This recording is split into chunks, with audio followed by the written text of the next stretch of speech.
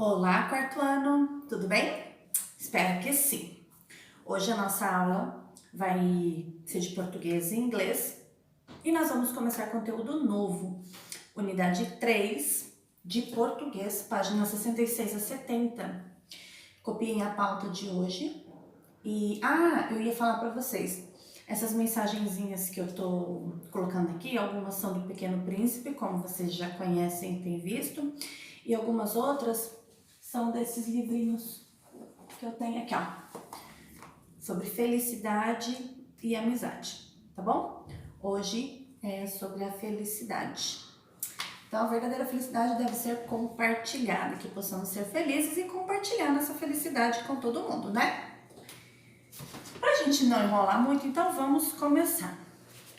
No livro de vocês, na página 66, a gente vai começar a falar sobre textos expositivos. Antes disso, na página 65 tem uma ilustraçãozinha aí de pessoas lendo. E aí a interrogação que tem para vocês é a seguinte: quando você tem dúvida sobre alguma coisa, alguma curiosidade, como você sana essa dúvida? Como você tira essa dúvida? Aí vem a pergunta, né? Pergunta pro pai, pergunta pra mãe, pergunta pro professor, pergunta para algum amigo. Às vezes são questões que devem ser mesmo perguntadas para pai e mãe, tá?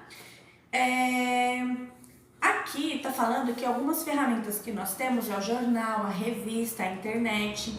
Poucos hoje em dia têm acesso ao jornal, né? Alguns ainda têm a revista. Eu trouxe aqui uma revista para vocês verem comigo, ó. Essa aqui é a revista Veja e nela tem bastante informação sobre o dia a dia, curiosidades, sempre tem uma coisa diferente. E eu parei nessa página justamente para mostrar para vocês qual é a estrutura de um texto expositivo, tá bom? Ele é feito em colunas. Por quê? Porque a leitura vai ser mais rápida e vai ser menos cansativa do que aquele texto que a gente começa e vai até o final. Começa e vai até o final. O texto em revista, ele é curtinho, ó. Parabéns pela reportagem, para não acabar na folia. Então, eu não vou ler a matéria que tá aqui, porque não é coerente ao que a gente vai falar. E o assunto que a gente vai tratar na nossa aula vai falar muito sobre animais. Então, vamos para o nosso livro. O texto expositivo, ele vem para nos apresentar alguma coisa. Como nessa unidade vai falar muito sobre animais, vai falar sobre as características, o habitat desse animal, o tempo de vivência dele, etc. Então, aos pouquinhos a gente vai conhecendo a exposição de cada um, tá? O primeiro texto, vocês vão ler e vão responder questões referentes a ele até a página 70. A atividade 21 vai ser como tarefa, tá? Eu vou ler o texto com vocês. Vamos lá, abrindo na página 66. O pulo do gato. Leia o texto a seguir e conheça mais sobre o puma, um gatão que é campeão de saltos. O pulo do gato. O puma parece um grande preguiçoso. Passa o dia dormindo em lugares protegidos, como ocos de árvores e cavernas. Mas, no final da tarde, ele se espreguiça e sai para caçar. Aí é bom ter cuidado, porque esse animal é um dos melhores saltadores da família dos felinos. Pode dar um bote pulando até 6 metros de distância, ou de 15 metros de altura, ou seja, o mesmo que um prédio de 5 andares. Quando a gente está em sala, eu mostro para os alunos aquele prédio que tem na descida do morro da nossa escola, que dá para ver da nossa janela, da nossa porta, na verdade. Sabe aquele prédio em construção ali? Ele pula daquela altura, imaginem só. Apesar do tamanho, que chega a 2,5 metros de comprimento, muito alto, o puma não faz parte dos grandes felinos, pois ele não é capaz de rugir como um leão ou tigre. O som que ele emite é mais parecido com o miado de um gatinho doméstico e não assusta ninguém. Que coisa, não? Mas isso não significa que ele não seja feroz. É um carnívoro ágil que caça desde lebres, esquilos e cotias até animais maiores, como alces, capivaras e veados. Esse texto foi retirado da revista Recreio, pela editora Abril, ano 4, número 158, e foi publicado no dia 20 de março de 2003, tá? Aí tem aqui a imagem do puma, e ele correndo, né, pra gente ter noção do tamanho dele, 2,5 metros, muito grande, né? E aí vocês então vão realizar essa atividade. Eu não vou ler as questões com vocês, porque vocês conseguem compreender muito bem a leitura sozinhos. Então façam a leitura e respondam de acordo com o texto ou com alguma informação que eu já passei para vocês. Página 68, a mesma coisa, questões para resolver sobre o puma. Página 69, pode ser que você precise de um dicionário ou não, porque tem informação aqui. E, por fim, a página 70. Vai responder as questões ainda referente ao puma. E a atividade 21, você vai fazer sozinho, sem olhar no texto original, que é o puma. E vai escrever um texto informativo sobre o puma, utilizando todas as informações do quadro abaixo e acrescentando outras que você pode considerar interessante. Organize o seu texto em parágrafos, procurando agrupar as informações parecidas. Dê um título ao seu texto e faça um desenho para ilustrá-lo. A gente vai fazer aquele texto corrido, não vai fazer ele em tópico como está aqui. Então, lembra quando a gente falava sobre o meu nome, aquela atividade que nós fizemos para apresentar o nosso nome, a origem dele? Vai ser um texto parecido com aquele. Você vai apresentar o puma para mim em forma de texto, agrupando, colocando pertinho as informações coerentes que combinem entre si. Por exemplo, o tamanho, o tempo de vida, juntinho, o que ele come, como ele caça, juntinho, tá bom? E aí vocês façam então o texto colocando todas essas informações aqui sem olhar lá no texto de trás. Até porque o texto de trás, ele foi produzido em coluna. Ele não é em texto como a gente está falando, em texto de parágrafo. Feito isso, você pode ilustrar aqui, escreve o texto e ilustra aqui para mim, tá? Pessoal, agora a gente vai falar sobre o caderno de caligrafia de vocês. Estava em sala de aula, uns um pouquinho mais à frente, outros um pouquinho mais atrás. Então a gente vai revisar esse caderno de caligrafia agora para todo mundo chegar junto no mesmo lugar, ok? Porque a gente não pode parar ele é gramática, é forma de escrita, então a gente tem que estar trabalhando ele junto com o conteúdo da sala.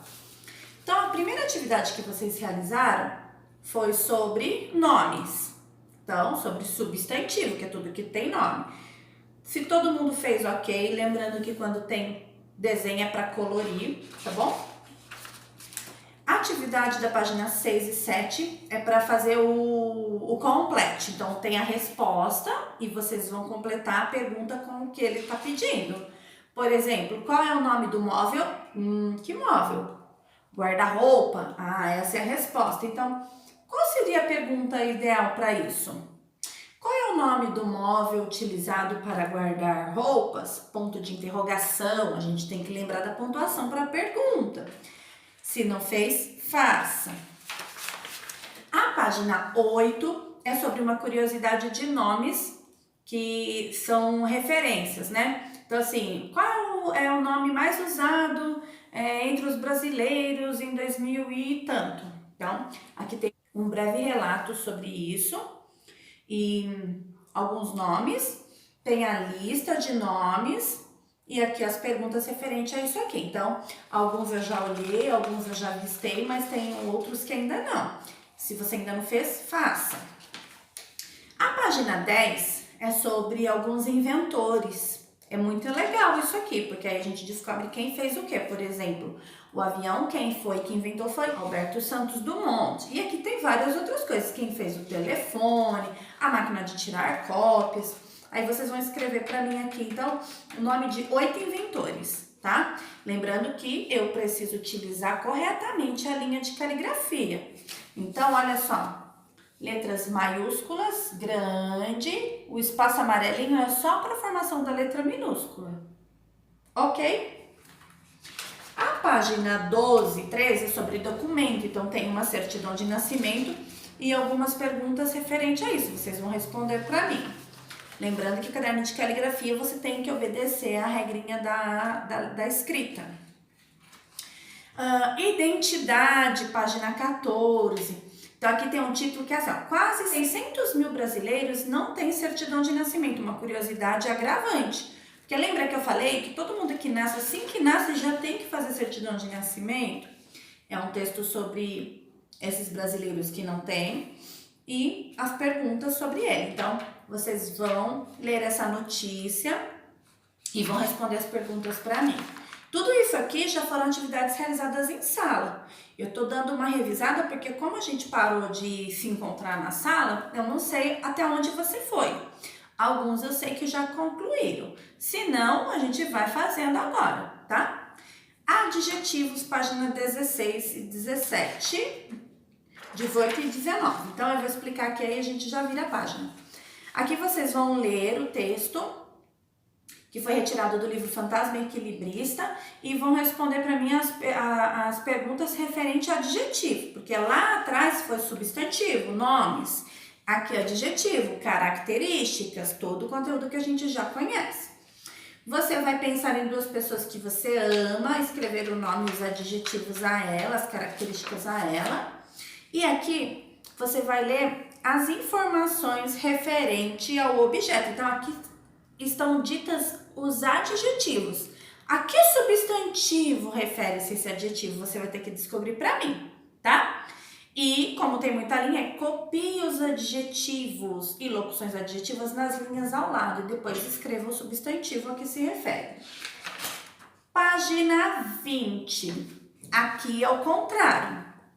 A página 20 está dando o substantivo, moeda. Então, eu vou escrever adjetivos e locuções adjetivas para ela. Moeda de prata, moeda valiosa, moeda bonita. E vai escrever para mim. Pelo menos um para cada linha. Ok? Página 21, a continuação. Página 22 e 23 para encerrar até aí. E eu quero todo mundo chegando até a 23. S ou Z? Então, a gente vai encontrar as palavras escritas com S e as palavras escritas com Z, tá? Depois, a gente vai escrever aqui, escreva os substantivos representados nas figuras e forme o diminutivo dela se usando S ou Z. Então, eu vou explicar isso aqui para vocês entenderem quando é que o diminutivo. Diminutivo é quando é algo pequeno. Por exemplo, pé, pezinho. Como que eu sei se esse pezinho é escrito com S ou com Z? Se na palavra pé, já tem S? Não, não tem S. Então, o diminutivo dele vai ser com Z. Se na palavra já tem S, o diminutivo dela continua sendo com S. Tá ok? Deu pra entender? Deu, né? Tá. Se precisar, assiste o vídeo de novo e faça atividade. Então, eu quero todo mundo chegando na página 23. Lembrando que se tem desenho para colorir, pinte bonitinho. Porque o caderno de caligrafia, ele também é avaliado no final, tá bom? Eu espero vocês na próxima aula, assistam a aula de inglês. E depois eu vou fazer a correção com vocês sobre aquela forma de linguagem do texto do Chico Bento, tá bom? Tchau, até amanhã.